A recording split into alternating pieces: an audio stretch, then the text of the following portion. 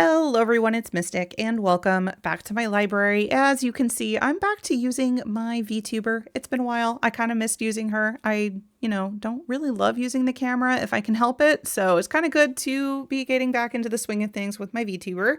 And today I wanted to start getting back into kind of like mini reviews for the games that I've played in the past months. And today I wanted to kind of do like a tier ranking of all the games that I played back in March.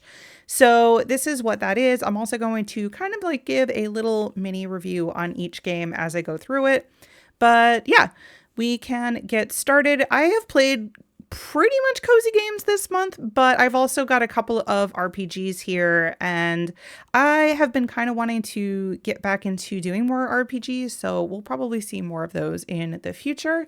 But yeah, let's get started and kind of talk about these games. I'm just going to go in order with how they're posted here, and I'll rank them. 5 books will be the best, and 1 book being the worst. And yeah, let's get started. So first of all, Metaphor ReFantazio. I love this game. It's so good. It's by Atlus, which if you don't know, they do the Persona games, which I also love, and also Shin Megami Tensei, but I have not done those games yet. And yeah, I just really love this game. The story is fantastic. The characters are so lovable and you just really find yourself rooting for them. And the story is actually eerily similar to kind of what's happening IRL, just in a much more fantasy themed world. So yeah, this one is an easy 5 books because I just absolutely love it. By the way, if you're wondering why I do books as my ranking, this is Mystic's Library. I also do like reading, so 5 books is obviously the best, and yeah, 1 book is the worst. But Metaphor is an easy 5 books because it was just glorious. I loved it so much. All right, so next up is Xenoblade Chronicles X, which just released, and I'm going to be honest, I'm not super far in this game. I believe I just finished chapter 3, so I still have quite a ways to go, but I did want to include it on this list because I have already put probably 12 hours into it or so. So yeah, I felt like it did belong on here, and I'm going to be honest, it's great. I really, really love it. It is an open world game, and so with those kind of games, I tend to take it a little slow so I don't burn out. But yeah, story so far has been incredibly compelling, and I'm looking forward to see where the story takes me. And I do love the combat. It is a little grindy at times, but I really don't mind that. And I think this one, for the moment, is going to be getting 4 books. It's great. I really, really love it. But I do kind of wish there was like a difficulty scale for this game. I tend to play a lot of my RPGs on easy, which I know is not for everyone. But for me, who is not great at like the twitch reflexes needed for a game like Xenoblade X, it's a little tough to play, and I do kind of wish there was a difficulty setting, but that's really my only complaint. I am really enjoying it. So yeah, it's been very good. I love the characters in this one as well. The music is incredible. So yeah, can't wait to keep playing this one and see where the story takes me. Next up is my first non-RPG to talk about, and this one is 2 Point Museum, and this is I guess it's a strategy game, but mostly a simulation game where you're running a museum. It's by 2 Point Studios. They also did 2 Point Hospital and 2 Point Campus. To be honest, I didn't play much of 2 Point Hospital or 2 Point Campus. This is really my first foray into the 2 Point games, but I have to say I'm really enjoying it. I'm playing this one completely offline, pretty much like Metaphor and Xenoblade Chronicles, but I am enjoying it and just kind of taking my time with it and playing it as I go. I love the dry British humor. I love all the names for all of the exhibits and the ways that you can acquire the exhibits. The guests are hilarious. Everything is just very tongue-in-cheek with this game, and I really enjoy it. So I'm going to say 2 Point Museum is also going to be getting 5 books. I really don't have any complaints about it. I've been enjoying it, and it's a nice little break when I just kind of want to play something a little silly, because it is very silly, and I really like it. Okay, next we have Xenoblade Chronicles 3 Future Redeemed. This is the DLC to the final Xenoblade Chronicles, the original 3 games. So I recently finished this. I actually do have my entire playthrough of Xenoblade Chronicles 3, the base game, here on YouTube. I really enjoyed playing it. I loved that game a lot. The story was fantastic. It had me absolutely sobbing and crying and just it was so moving. And again, music is fantastic. This is another game with just completely lovable characters who you just really want to root for and hope the best for because they're just the best. Future Redeemed is the offshoot story to the main story of Xenoblade Chronicles 3, and it's featuring a different cast of characters, which I can't really get into too much because of spoilers, but so good. Really loved it. Do I love it as much as I loved Torna, which is the DLC from not Final Fantasy, from Xenoblade Chronicles 2? Probably not. I think of all three of the DLCs so far, Torna is my absolute favorite. That game is perfection for me. I loved that DLC so much. But I do think Future Redeemed is great. I really loved the story. I loved getting to see all of the characters that were involved and just everything that was happening. I just really highly recommend the Xenoblade Chronicles series in general. I'm going to give Xenoblade Chronicles 3 Future Redeemed another 4 books. By the way, 4 books is not bad. These are games I still very much enjoyed and very much recommend. I just think that if I consider how I thought about the base game of Xenoblade Chronicles 3, I do think Future Redeemed is probably not ranking quite as high as the base game. It's also not ranking quite as high as Torna. I would say Xenoblade Chronicles 3, the base game, and Torna would probably be 5 books for me. But I do think that Future Redeemed is probably a solid 4 stars. So that's where it's ending up on my list. But again, lovable characters. I really liked all of the characters. Again, I can't really talk too much about them and like what their names are or anything. But trust me, they're all very lovable. And I kind of want everybody to play Xenoblade. It's just such a good game. All right, next up is Wanderstop, which is, oh man, how do I describe this game? This game it's great, first of all. It's done by Ivy Road and Annapurna Interactive, and it is, if you've ever played the Stanley Parable or the Beginner's Guide, this is the same developers, and the story is, man, it's so good. I've already cried a couple times playing it. It's a lot of focus on mental health and burnout and the importance of taking breaks when you need to, which is something that I've always struggled with personally. And I just love the story of this game. You're basically making tea and you're in a tea shop trying to get over losing a fight, which your character Alta is a fighter and she has gone through some crap to get there and to get to the top of the fighting ring, and then she loses and she goes off to find somebody to train her, but it doesn't quite go as expected because now she's in a tea shop and she's working there and you just kind of have to play it. I really do like the story of this game. Alta and Boro are very lovable characters, if a little flawed, especially Alta. And then you get to meet a whole bunch of other characters as well. And the story is just so moving. And as somebody that has dealt with some mental health issues and burnout, I just really can't recommend this game enough. I think the story has been absolutely fantastic. And I want to see more games like this. I think it was just incredibly well done. And the story, like I said, is amazing. But it's just a very chill game. There's really no like high stakes things. You don't have to rush to serve anybody tea. You can kind of just take your time. And I think that's the whole point, is to just learn how to take things slow. The only real complaints that I have with Wanderstop is that some of the controls are a little clunky, because you're constantly having to like store things in your bag and then take them back out again. And it just seems to take a little bit of extra time that you don't necessarily need to spend on that. But otherwise, the game is fantastic. And I do think it'll be getting another 4 books spot here. Like I said, it was great, but I don't think it's quite there on my 5-star list just because of some of the clunkiness that I experienced with the controls. Okay, next up is Sims 2.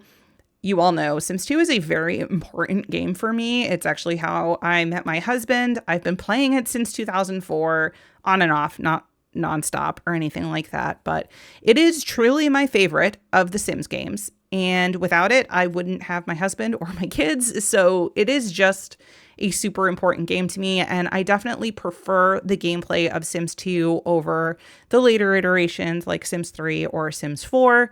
And I really don't have anything bad to say about The Sims 4. It truly is the best of all of the Sims games. And for that reason, and maybe I am a little biased here, but for that reason, it is absolutely getting 5 books out of 5.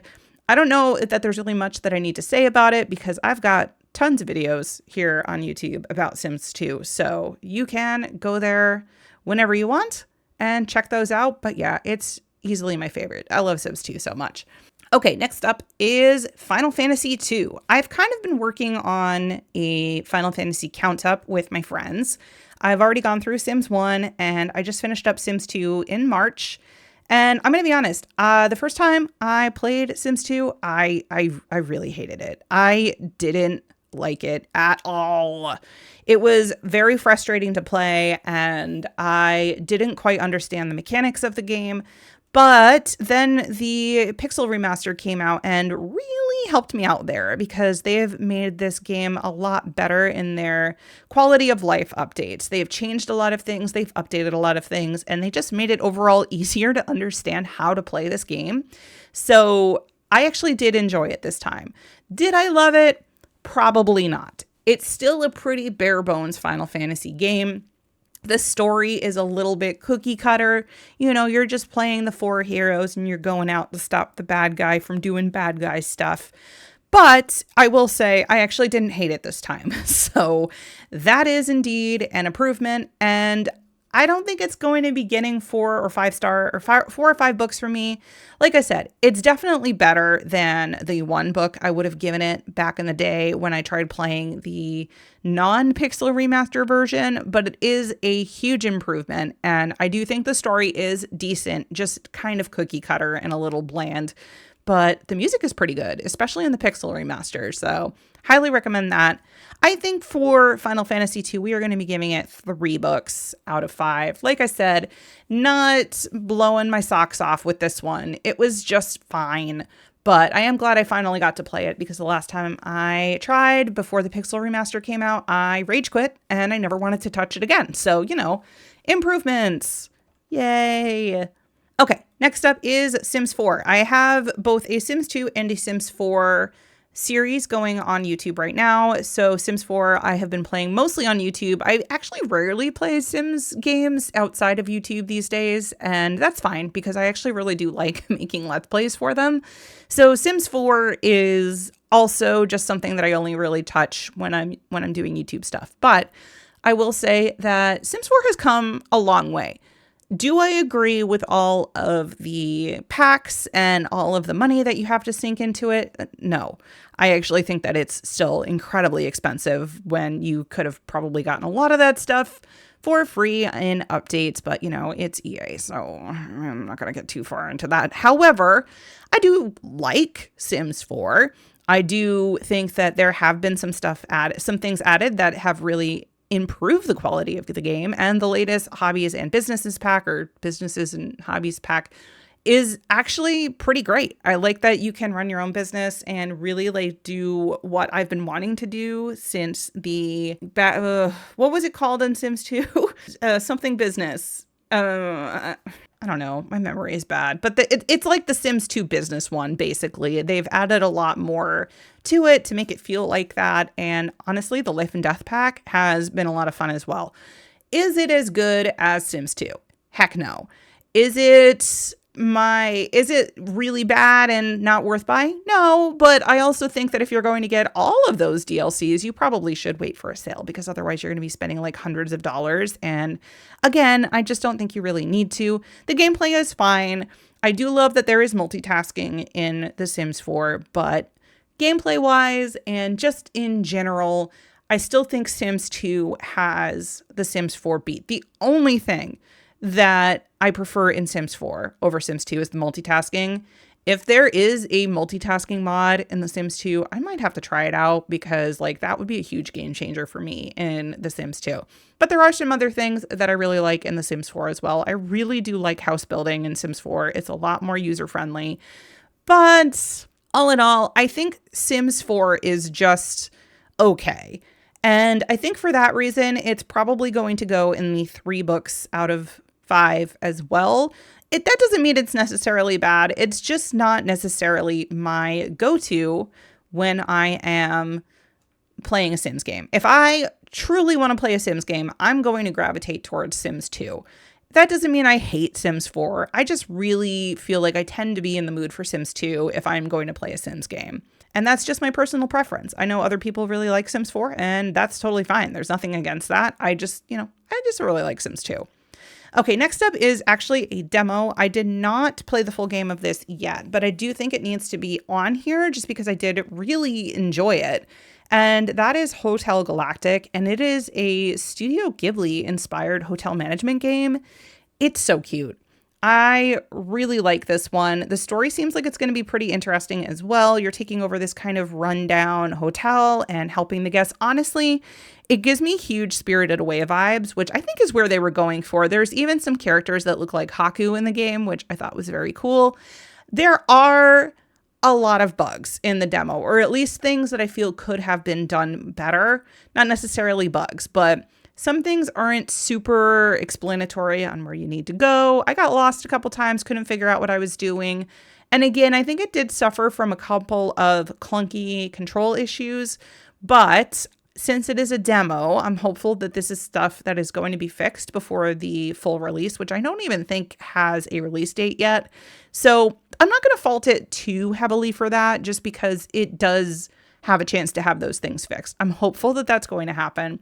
But just for the overall Ghibli vibes and just the coziness and cuteness of this game and the story that I think is going to be really cool and just the Spirited Away vibes, I really did like it. I love that it's a hotel management sim, which I feel like is a little bit lacking in the game sphere right now. So I do think that this game has a lot of potential, and therefore I am going to give it 4 books just because I do think it has the potential to be something really great that I am really going to enjoy playing at full release. Next up is Grimoire Groves, and Grimoire Groves is a cozy roguelike. So if you've played games like Hades, it's basically a type of game where you complete levels, but then you have to go back and like do them again as you level up your character. And they get easier and easier as time goes on.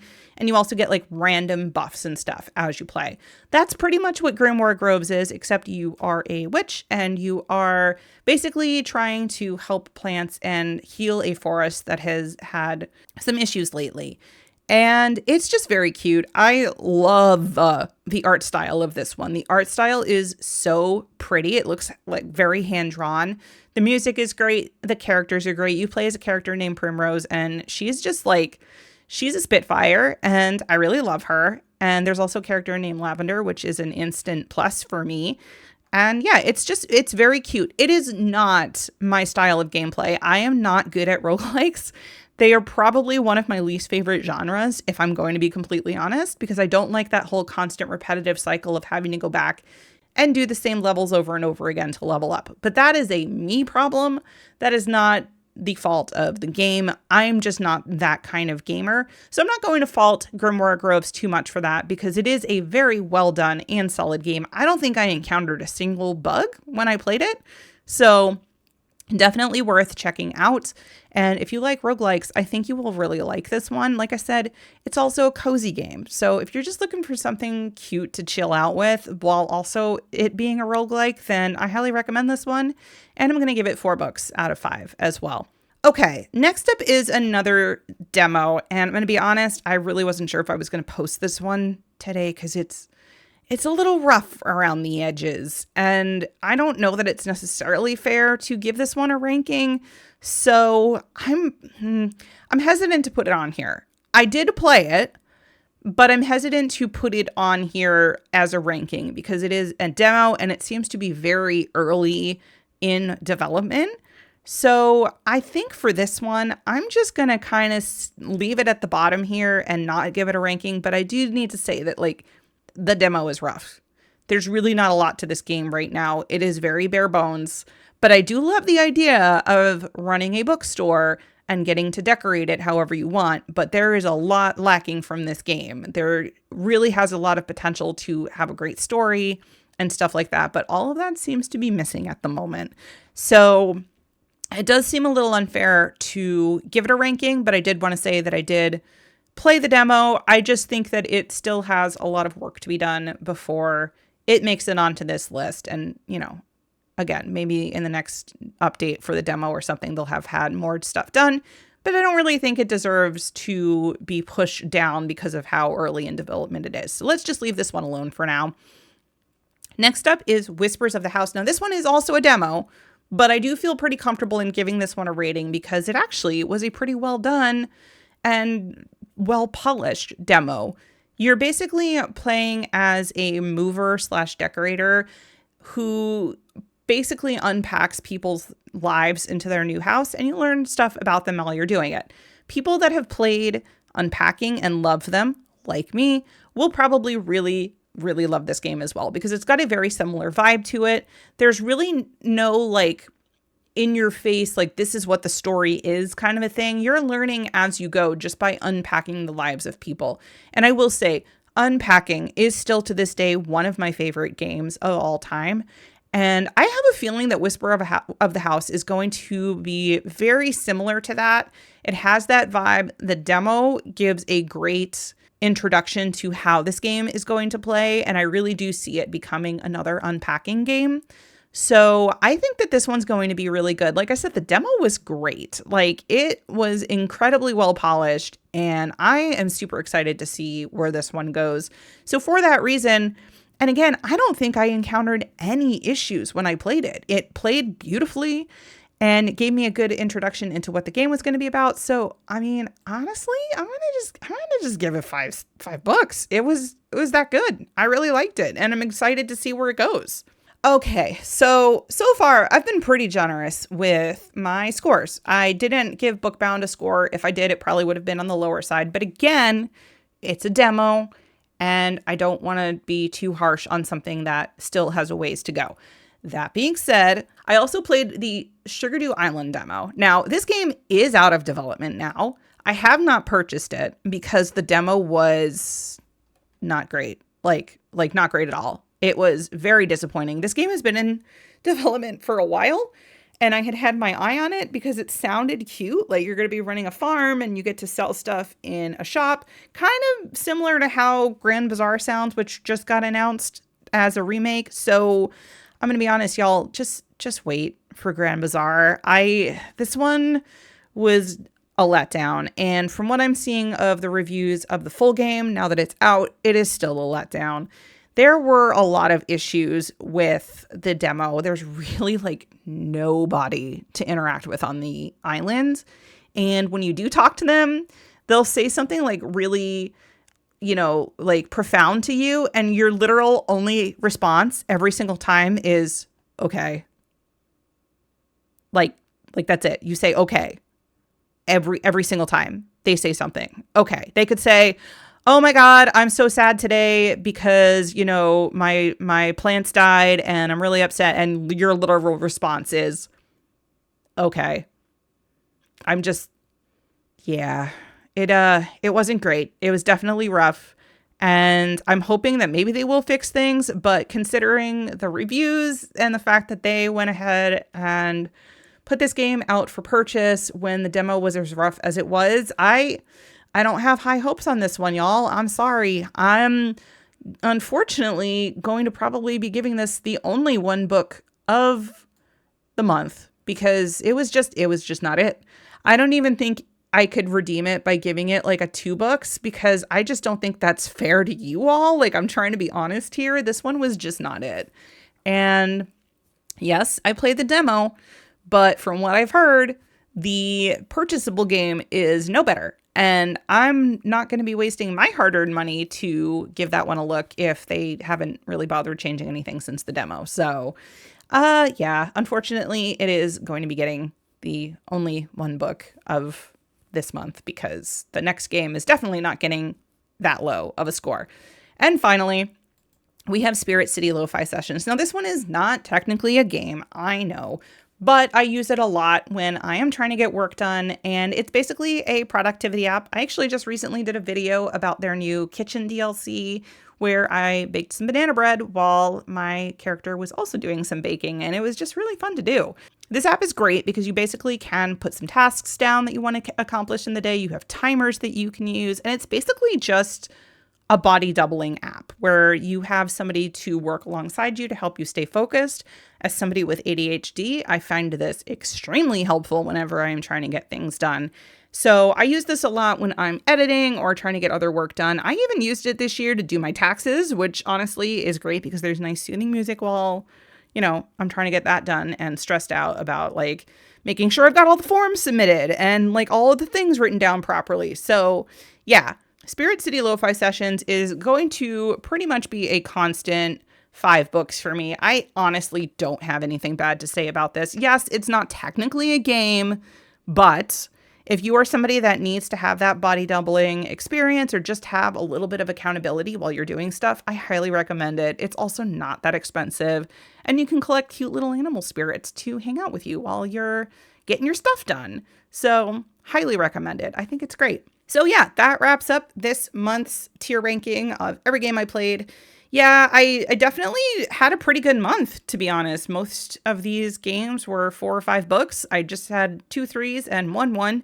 But thankfully, I didn't spend too much time on the 1 book one because it was a demo. And yeah, everything else is looking great. I'm looking forward to April because I've got a couple of games that I have on my list. And like I said, I think I'm going to be focusing a little bit more on RPGs this month because I've kind of been itching to do that.